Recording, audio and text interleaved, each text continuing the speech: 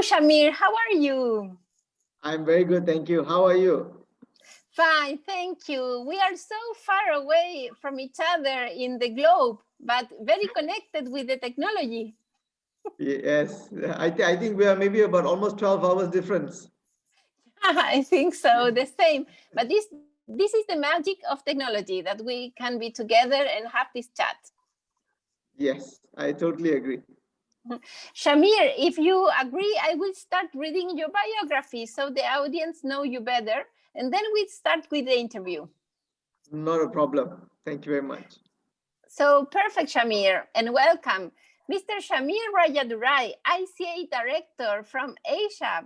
Mr. Shamir Rajadurai has a Master of Criminal Justice from the University Malaya, and is also a certified CPTED practitioner from Florida Atlantic University and ECCP certified practitioner at the International CPTED Association. Shamir works at the grassroots of crime, which gives him a great understanding of crime and offers him opportunities to assist with CPTED efforts. Shamir is also one of the panel judges for the Star Property Award 2017 and 2018. He is the co-producer of the crime prevention online miniseries Kuasa Wanita di Sini and Crime, Crooks, and Criminology, which has millions of views. He's an international speaker and consultant on CPTED in Malaysia, Thailand, and Philippines, and other Southeast Asian countries. Shamir has also been featured in various TV and radio talk shows, newspapers, and magazines, both locally and internationally. He has experience working on CPTED and crime prevention strategies and designs with property developers, municipal councils, town planners, architects, engineering firms, police, customs, and individual homeowners. Wow, Shamir, an incredible career. Congratulations. Thank you very much. But I'm sure my resume is not as good as yours, but thank you very much. No, it's perfect, your resume, and I'm so happy because I recognize that you do your work with much passion, and that is something that we value much in ICA. So I will start with the beginning. How did you start in CPTED, Shamir? Can you explain us a little? Well, my main forte is crime prevention, and what I did was like what you mentioned in my resume earlier. I used to go down to the grassroots of crime to understand crime better. It came with a lot of risk, of course, but I thought that would be the best way for me to learn crime.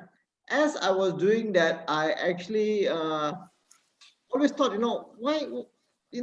we always put in new crime prevention strategies and method, and it's always ways to catch criminals. But I thought, there must be a system where we are able to try to reduce crime or mitigate crime even before it happens. And that's how I stumbled upon CPTED actually. So when I learned about it, I said, oh my God, this is amazing. I have to study about this further. So when I did my master's as well, my research was all around CPTED. And then I attended a course on CPTED. And then later on, I found out about the ICA, and I got myself certified by the ICA. I sat down through the programs as well. So that's how my journey in CPTED started. It all started with just the passion of just reducing crime and mainly reducing victimization. That's very true, and it's very relevant to focus on the roots of crime and start thinking about prevention, as you said, because we can react with criminal behavior, with criminal issues, but it's very good to prevent those situations. So as you said, this is a very smart and sustainable way to think in the future also. Thank you. And how is your crime context there in your region, and especially in Malaysia? Can you describe a little the Asian context of crime?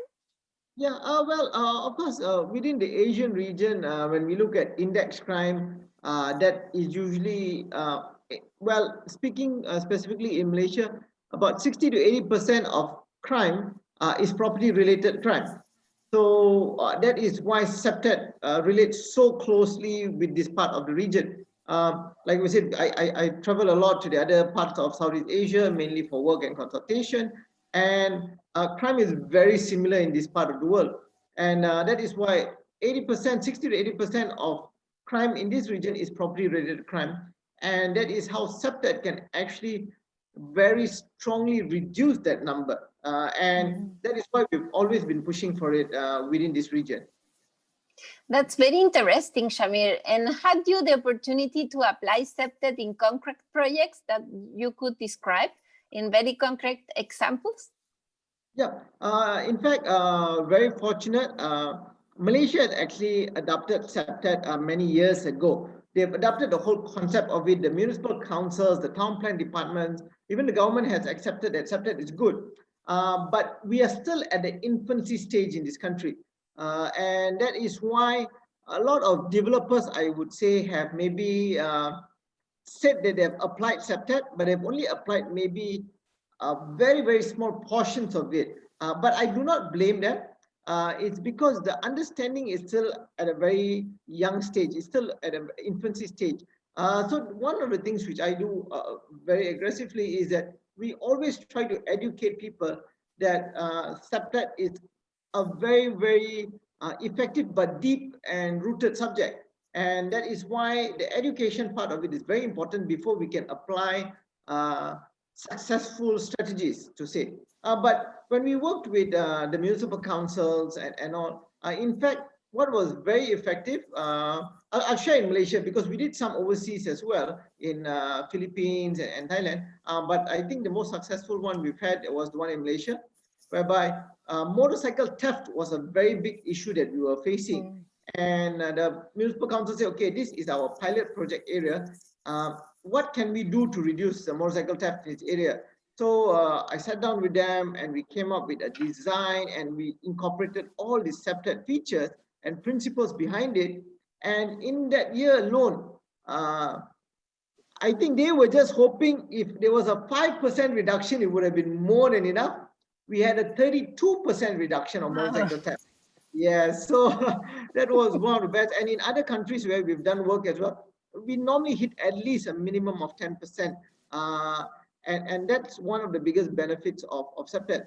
On top of reducing crime, I think a lot of people don't realize that it also reduces cost for them. Municipal councils, property developers, they don't realize I can very safely say at least a 10% reduction in cost just by applying CPTED. What you are saying is so relevant, Shamir. I can highlight very, very relevant ideas. What you said, the first one is to measure. It is very relevant when you have a pilot case, a very concrete intervention to establish indicators so you can measure before the intervention and then after the intervention and compare and to analyze if you receive a reduction of crime indicators as you described. So congratulations for that. And also the relation with cost reduction that is also so relevant for municipalities, for national governments all around the world. And also you talk about training and teaching. What do you think was the effect of the past webinar that you lead with John Goldsworthy from ICA in so successful way? Okay. Oh, thank you very much. I think the main reason why that webinar was successful is because we had the whole ICA board assisting us throughout the process. Yourself and other board members were up at the wee hours of the morning, sitting down and assisting us. And I think that really was one of the bigger contributors to it. But also, I think another part of it is that when myself and John spoke about crime, we were able to relate it, I think, to the masses because these are everyday people, and we spoke about crime which maybe resonates with them very closely. And how can CPTED actually help not only reduce the crime but also reduce the fear of crime in these spaces just by simple modifications and simple environmental design architecture. So I think that was maybe why the feedback was very good, was because we took it back to a part where a layman could understand what we were speaking about and could very closely resonate with him. I think everyone to a very large extent either has some sort of fear of crime or have been victims of crime before. And unless you're a security professional who's on a job day to day, you are trying to come up with crime prevention methods. CPTED relates very closely to day-to-day individuals. We spoke up to homeowners. So those are the kind of things that people want to know. Yes, as a security professional, I want to make sure my building is secure. But when I go back home, I want to make sure my home is secure as well. I want to make sure my family is secure. So we give very, very grassroots examples, and we also showed videos and pictures of actual incidences. Nothing we showed was preempted or acted out. It was actual CCTV footage, actual photographs of locations, and I think maybe that was why the feedback was very good. But again, none of this would have been possible if not for the ICA board's assistance throughout the whole process. Thank you for that, Shamir, because, we say in ICA that we are a very big global family and that we are united in our differences, and families support each other. So that's the idea. Thank you very much. But I would really say, maybe for those who are watching, maybe a lot of people say, oh, no, they might say they are family, but everybody works in their own individual capacity. Yeah. I would have to totally tell you that that's not true. Everyone works as a family in the ICA. And I would really, really like to say thank you very much. I think especially to you for making sure everybody works together. Thank you very much. Of course, collaborative spirit is the key for this year, especially with so many environmental crises and health crises. In that sense, Shamir, I want to ask you if you think it is possible, after this big success of your webinar and all the networks you are doing there, to start an Asia chapter. Do you think it's a good idea? Oh, I think most definitely. In fact, there were a lot of inquiries after the webinar saying, hey, is there a chapter in Southeast Asia? And I was telling them, we are going to have one very soon. Stay tuned. Hopefully in 2021, everything will be sorted out and we will be ready to start having our own chapter in Southeast Asia. And we will be, of course, ready to support the ICA Global chapter in any form that's needed. That's wonderful news to hear, Shamir, and congratulations for that. We will push also the project of the new Asian chapter. Talking about another aspect, Shamir, I want to talk about CPTED second generation. You know that the CPTED methodology is evolving, constantly evolving, and CPTED second generation considers the social architecture, the neighbor from a very specific place. Do you think it is very relevant also for your context, your crime context, CPTED second generation? Yes, actually, I think what we are applying now very strongly in Malaysia and in Southeast Asia over here is second generation. I think first generation, we've probably covered most of it, mainly due to cultural values within this part of the world. If we look back at how Jane Jacobs speaks about first gen CPTED and all, we've pretty much covered that. But that I think came somewhat naturally due to cultural practices. But what we are pushing for now is actually second generation CPTED. I think a lot of times we have maybe just taken the perception of, okay, the 4 basic principles, okay, as long as there's a bit of natural surveillance, it works. As long as I have a gated and guarded neighborhood, okay, now I've done my territorial reinforcement and access control. Okay, I've got proper maintenance, that's good enough. I've got CCTVs all over, that's good enough. But people fail to understand. I think one part is there are a lot of theories and principles that fall behind the 4 basic principles of CPTED, especially when it comes to second gen. And the best way to do that is to understand crime better. I think all of us CPTED practitioners always say this: you cannot copy and paste CPTED. Just because it worked in one neighborhood, it's not going to work in the second neighborhood. But property developers do not understand that yet, because it was very successful in one. They duplicate it and hope it works in the second one. What they forget to understand is crime is different in every neighborhood, every locality. So yeah, so that is why second generation CPTED is very, very relevant in Malaysia at the moment.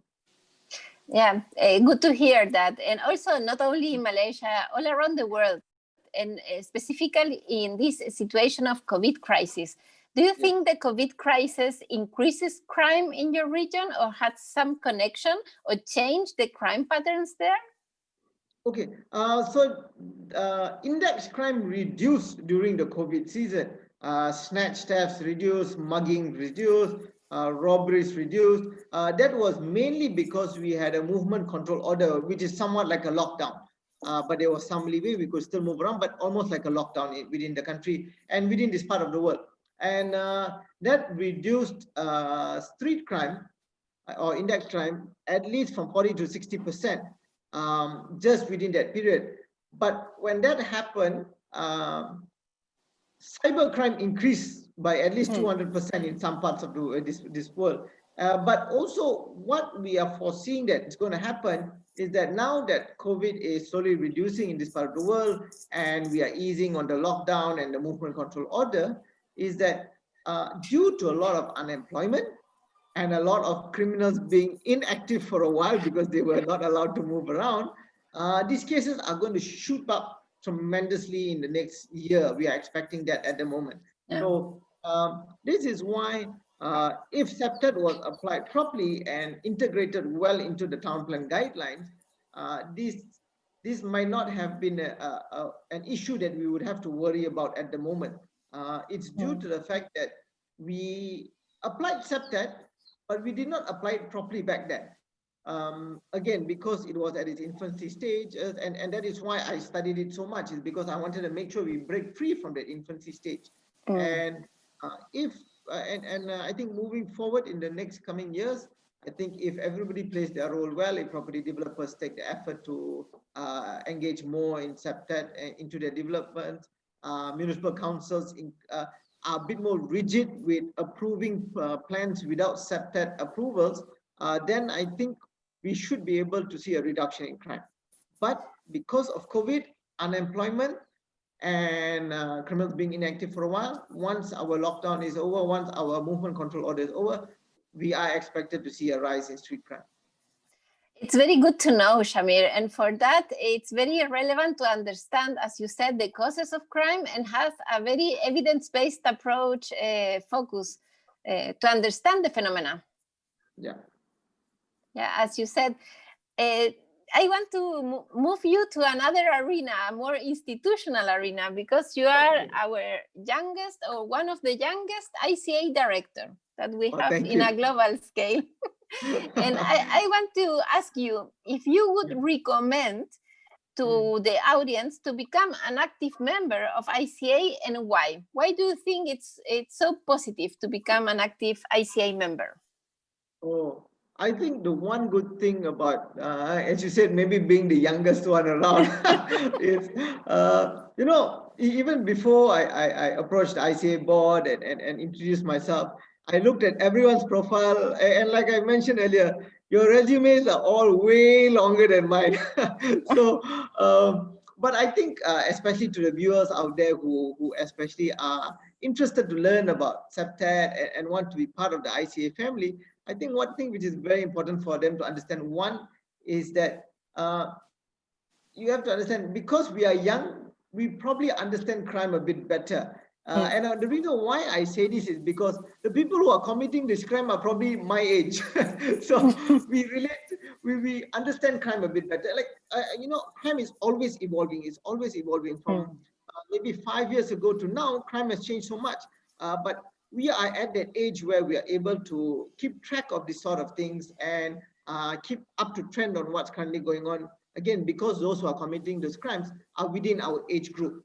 And so I think with that, it brings a very, very fresh view on CPTED and those applications of CPTED. Like what you said earlier, it always has to be evidence-based. And when we understand crime from the grassroots and what's currently going on, you see, the biggest benefit I feel over here is that because most of the other board members are much older, you have so much experience in CPTED, and my experience on street crime, we're able to jive so well and share those ideas on what will work and what will not work. You know, in terms of theories, so many of the CPTED board members are are the names that you will see in journals. You know, every time you open a journal, you see a name. Hey, this guy is a board member. This lady is a board member. You know, so the amount that the board has already contributed to the literature of CPTED is so vast, and coming in as the younger generation, and bringing in the crime aspect of things. We've got a few criminologists on the board, and I think bringing that in is what actually makes CPTED and makes the CPTED family so united, and we are able to come up with ideas which are so effective. And I think that's the biggest part of it. And that is, I would really encourage anyone who's watching this, please don't be shy about your age. Just because you're young, you might not think, oh, you might not be able to jive. Please do come in. And I would say this, everyone has been so welcoming to me. You know, I'm the newest and of course the youngest, but also everyone has been so welcoming to me. And like what you said earlier at the beginning, this is an ICA global family. So I really like to thank the whole board for it. I've never felt out of place since I've been part of the board. And also to highlight, you are doing an incredible job, Shamir, because young people have new skills, technological skills, digital marketing skills, and very new skills. As you said, you know more the age and the preferences of young people that most of them are criminals also. So it's very interesting your comparison. So and your connection. So you are completely right in your argument. And just to finalize this interesting interview, Shamir, can you highlight some ideas as final remarks for the audience? Oh, yes. When we speak of especially the ICA and CPTED, and when we speak about ideas on the good thing about CPTED, it's always evolving. Now we've got third gen CPTED. I'm so eager every time to read about it. It's always so interesting. You talk about sustainability and moving towards green technology with CPTED. Again, this is why we need more people to come on board. We have to continuously learn. And again, everyone on the board is continuously learning. So yeah, so anytime you have an idea on especially crime prevention, can it be applied with CPTED? Please approach us. We want to learn about it. Don't think that just because there are a lot of big names on the ICA board that everyone's going to reject. No. You know, I remember even when I was doing my certification with the ICA, I used to email and ask questions, and I always got a reply. Got a reply. So any idea, bring forth. It will also be a good way for everyone to learn together. So yeah, so please do join the ICA. It's not only going to be a learning curve for you, but it's also going to be a learning experience for the board, every other ICA member as well. So yeah, we're always very, very interested to have new people, new ideas, and new ways to integrate CPTED.